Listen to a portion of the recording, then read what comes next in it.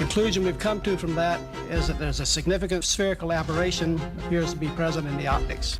And that we should be able to fix it in our insurance program. Thousands and thousands of people worked on Hubble. And by the way, if you ask all of those thousands and thousands of people before the launch in April of 1990, what's your 10 biggest concerns about what could go wrong on Hubble? I absolutely guarantee you that not one of them would have said spherical aberration or a bad mirror. And we have liftoff. Liftoff of the Space Shuttle Endeavour on an ambitious mission to service the Hubble Space Telescope.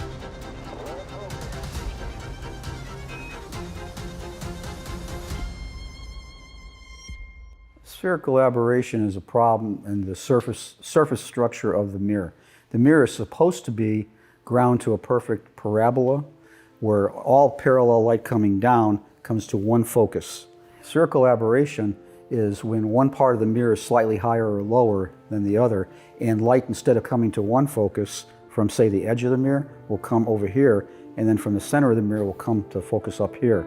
So you get, what that does is blur the focus. You can almost think of it, if you've got bad myopia, which you can say our telescope has now, and you put your glasses on, you can correct totally and get 20/20 vision. I'll never forget the day of the fabled press conference at Goddard when we had announced to the world that the Hubble was broken and we didn't know if we could fix it. We didn't frankly think we could fix it. Except just before the press conference, Space Telescope Science Working Group, a bunch of about 20 astronomers involved with Hubble, were meeting at Goddard coincidentally that day. And I ran into John Traugott. He was a scientist on the Wide Field Camera 1 team, the one that was taking all the fuzzy pictures. And he called me over to the hallway and said, "Ed, I want to tell you something." And I said, "What?" "We can fix this." I said, "Come on, John, what do you mean?" He said, "Now that we know the prescription of the mirror, the shape is perfect, but it's got the wrong shape, just like your nearsighted eye. Now that we know the exact prescription to 5 or 10 decimal points, there are 4 little mirrors inside our new camera that we're building, our backup camera called the clone, the WIFPIC 2 clone. There are 4 little called relay mirrors. If we reground those with the correction that we know we need in it, like glasses for your eyes, we can solve the problem internally right away, 1993, when we go up to fix it."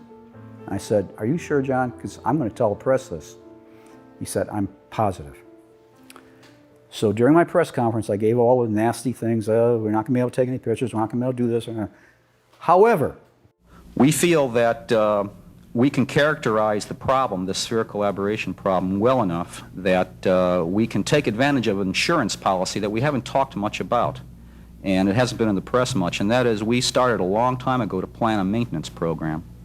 That is, every 3 years we plan to go up with the space shuttle, change out instruments, change out things that broke. Before launch, if you had said what would be success, I would say 50% and the WIFPIC.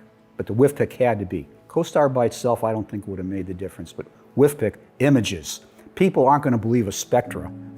Think about it. Would people believe a nice beautiful spectrum fixed the Hubble Space Telescope, or a picture of the Eagle Nebula?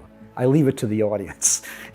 So that's what I said, WIFPIC and about 50% of the other things, and would be happy, because we'd never done this before. This is the first time NASA ever tried 5 EVAs, more than 6 hours each, to do all these different things. WIFPIC, CoStar, gyros, solar panels. I mean, we were doing everything except putting in a new kitchen sink. So we all fly to Houston. The first EVA started, of course, all these things happen at night, but astronomers are used to the night. Every night it became like a dream sequence. Because every night they'd start, they'd get this done, that done, WIFPIC went in. Next night they got CoStar in. Next night they got gyros in.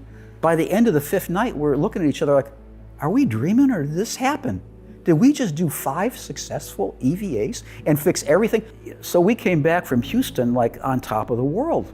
But it was like, it was like you had major eye surgery and the operation was a success, but you still had the bandages on.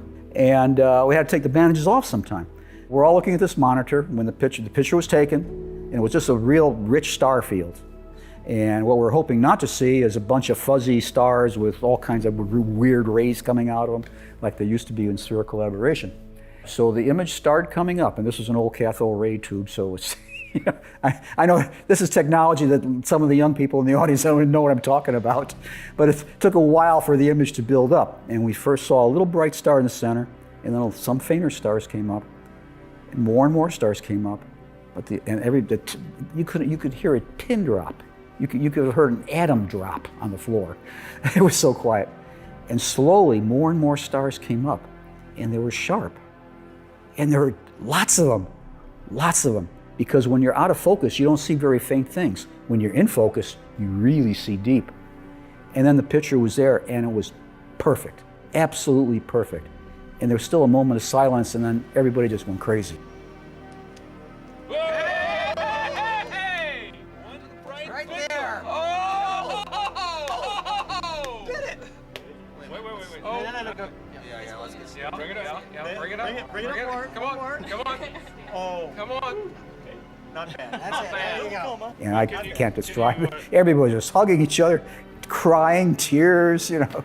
Somebody came in with champagne, you know. It was just a moment I'll never forget as long as I live. Hubble was fixed. Total success.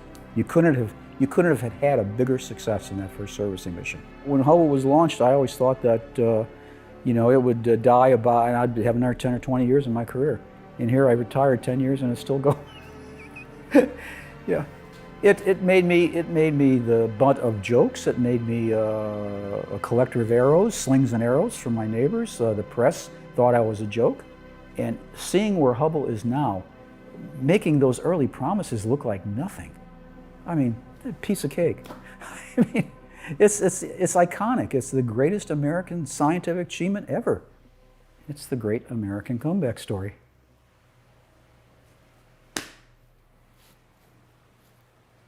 We should be able to fix it in our insurance program. I think we're all committed. Nobody's walking away. I think we're all committed to work on it and do it right.